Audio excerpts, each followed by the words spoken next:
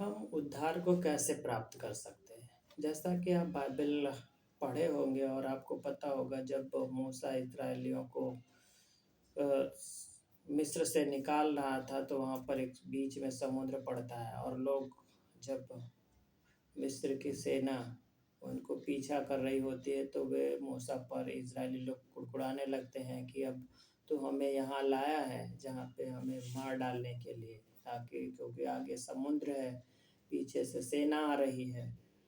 और दूसरा हम उदाहरण देखते हैं कि जब पतरस पानी पर चलने के लिए प्रभु से बोलते हैं कि प्रभु मैं भी पानी पर चलना चाहता हूँ। तो इस तरह से हम देखते हैं कि एक कोशिश करना, विश्वास हमारे लिए करना कठिन हो जाता है। अक्सर दृढ़ विश्वास और भय के बीच में हम जूझते रहते हैं। और फिर भी यदि हम अपने पापों को स्वीकार करते हैं तो वह हमारे पापों को क्षमा करने और सब अधर्मों को शुद्ध करने में विश्वास योग्य धर्मी है। यूहन्ना और पहला यूहन्ना 1 और 9 में इस प्रकार की बातें कही गई है।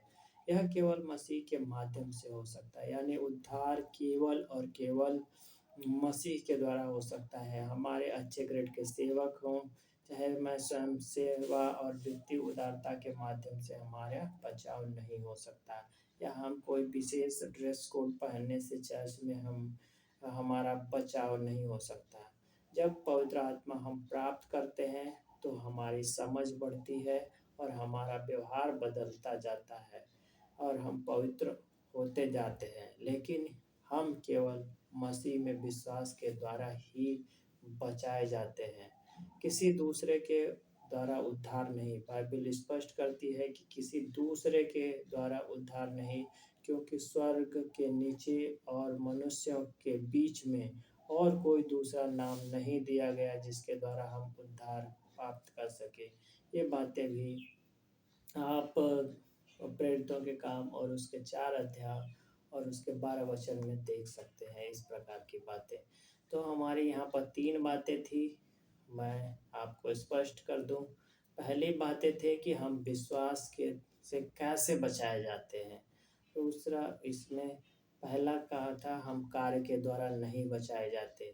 दूसरी बात थी कि हम व्यवस्था के द्वारा नहीं बचाए जाते। तीसरी बात है कि हम विश्वास के माध्यम से और अनुग्रह के द्वारा ही बचाव होता है। और चौथी बात हमने सीखी कि हम इसे कैसे प्राप्त करते हैं। हमें विश्वास करना पड़ेगा।